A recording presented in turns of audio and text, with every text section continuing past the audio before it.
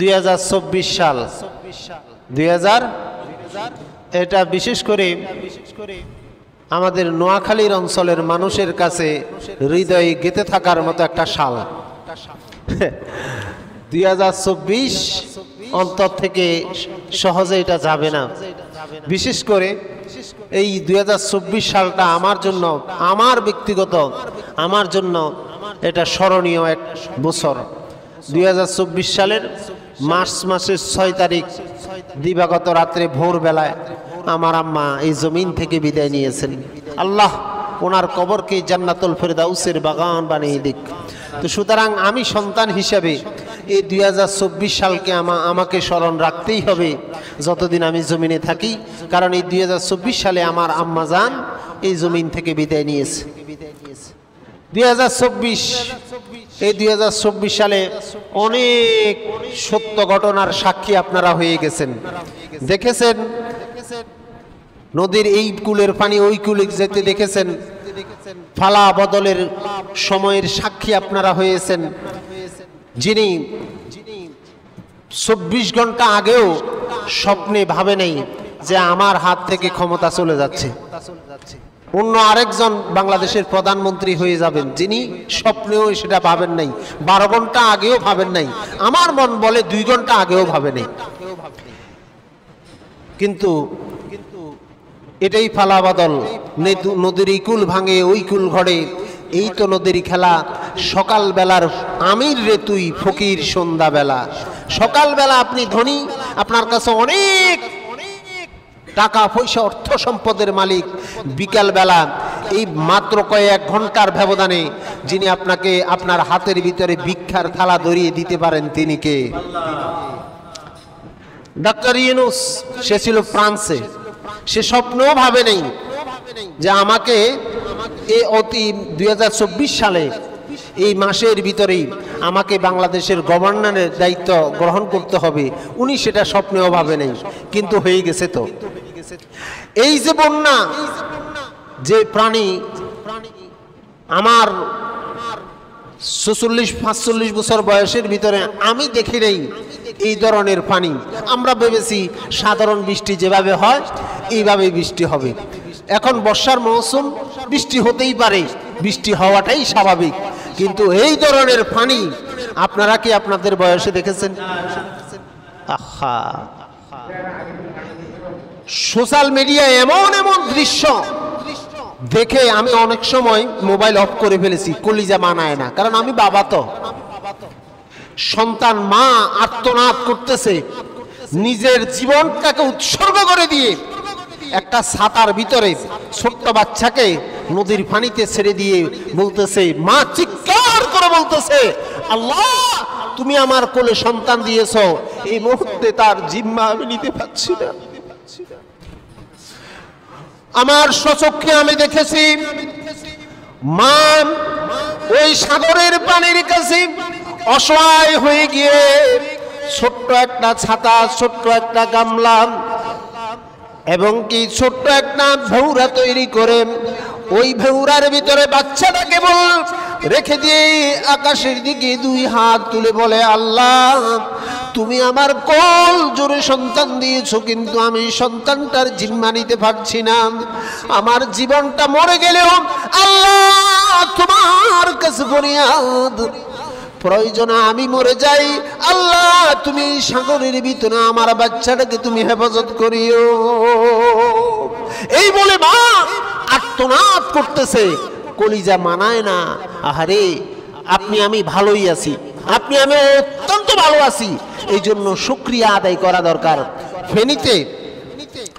ফেনী ফুলগাজী পরশুরাম ওইদিকে পানি স্রোতের সময় সেনাবাহিনী অনেককে ত্রাণ নিয়ে যেতে পর্যন্ত দিচ্ছে না। সেনাবাহিনীর কয়েকটা বোট তাদেরকে উদ্ধার করতে গিয়ে ওই বোটগুলো পর্যন্ত ফিরে আসতেছে না, পানির এত স্রোত। বলা হয়েছে একতলা তো ফুল লেভেল, 2 তলা ছাদ পর্যন্ত, ছাদের নিচ দিয়ে পানি প্রবাহিত হচ্ছে। সব ক্ষমতার মালিককে। আল্লাহ ইচ্ছা করলে মুহূর্তের ভিতরে পৃথিবীটাকে ফলয় করে দেওয়ার ক্ষমতা আল্লাহর আছে কি নেই? আপনি আমি অনেক ভালো আছি, অনেক সুখে আছি, পৃথিবীর মানুষ এক নতুন যুগের সঙ্গে সাক্ষী হয়ে গেল। আমরা যে এতদিন বলেছি যে পৃথিবীর 4 ভাগের 3 ভাগ হচ্ছে জল, 4 ভাগের 3 ভাগ হচ্ছে জল, 1 ভাগ হচ্ছে স্থল।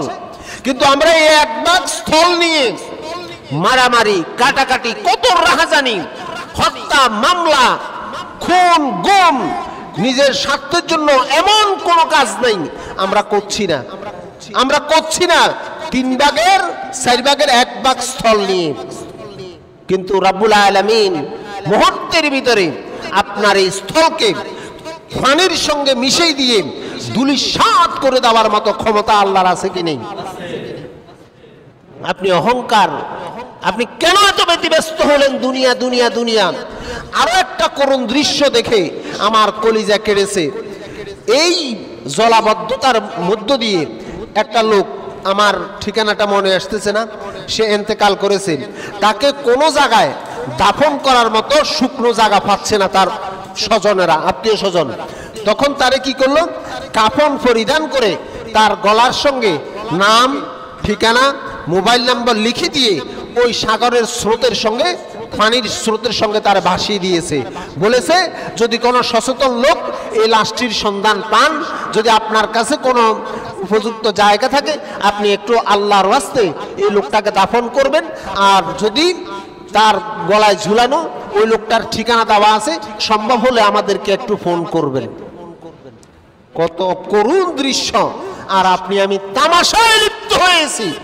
আমি গত শুক্রবারে দুঃখ নিয়ে বলছি, আপনারা আমার উপরে মনে কষ্ট নেবেন না। মানুষ যেখানে নিজের জীবন বাঁচাতে পারছে না, আর আপনি আমি সাধারণ মাছের নেশায় ওই দিন অনেকে নামাজ পর্যন্ত আমরা আদায় করি নাই। আমি কি ভুল বলছি? মানুষ নিজের জীবন বাঁচে কি মরে এর ঠিক নেই। এরপরেই তো জোয়ার এসেছে গত শুক্রবারের পরে না, গত শুক্রবারের পরে এমন পরিস্থিতি গেছে, আমার ঘরের যে বসত বিটা, এই বিটা আর পানি আপনার 1 ইঞ্চি ব্যবধান নেই, একদম কানায় কানায়। নিজের বসত বাড়িতে বড় হাঁটুর উপরে পানি। এক পর্যায়ে প্রস্তাবনা এসেছে আমার পরিবারের পক্ষ থেকে, যে আত্মীয় স্বজনের পক্ষ থেকে প্রস্তাবনা এসেছে আশ্রয় কেন্দ্রে যাওয়ার জন্য। আমি এক পর্যায়ে প্রস্তুতি নিয়েছি যে আমি প্রয়োজনে ঘরে থাকবো, যেহেতু বাচ্চা কাচ্চা আছে ছোট, এদেরকে আমি আপনার যে আশ্রয় কেন্দ্র তৈরি করা হয়েছে ওখানে নিয়ে যাব। হঠাৎ আমার স্ত্রী আমাকে বলে যে আমি দেখেন মৃত্যু তো একদিন আছে, ওইখানে যাব, পদ্মার খেলা হইতে পারে। আল্লাহর উপরে তাওয়াক্কাল করে একটা কাজ করেন, যে আপনি 2 রাকাত নামাজ আল্লাহর দরবারে পড়েন, আমি 2 রাকাত নামাজ আল্লাহর দরবারে পড়ি। এটা আমার স্ত্রীর ওয়াজ, আমি বলতেছি যে আল্লাহ হয়তোবা আপনার সম্মান আল্লাহ রক্ষা করবে। ওখানে আমি যাওয়ার ইচ্ছা না, যেহেতু পদ্মার খেলাপ হবে। তো আমি বললাম যে ঠিক আছে, তোমার সিদ্ধান্তের সঙ্গে আমি একমত। কিন্তু মানুষ ওই দিন প্রচন্ড ভয় পেয়েছে, প্রচন্ড ভয় পেয়েছে। কিন্তু আপনি তখন ভয় পেয়ে আল্লাহরে ডাকার আগে, যখন আপনার বিপদ আসে নাই, সুসময়ে, দুঃখের সময় 100 বার আল্লাহরে ডাকা আর সুখের সময় 1 বার আল্লাহরে ডাকার সমান। যখন আপনার পা কাটা গেছে, রক্ত বের হচ্ছে, পেটে ব্যথা করছে, তখন আল্লাহ গো করা। আর যখন আপনি সুস্থ সবল, একদম কোনো রোগ ব্যাধি নেই, তখন 1 বার আল্লাহরে ডাকার সমান। কিন্তু আফসোস, আপনার ভিতরে আমার ভিতরে ওই কিঞ্চিত পরিমাণ জ্ঞান নাই। আপনি আমি মাছের নেশায় পাগল হয়ে গেছি।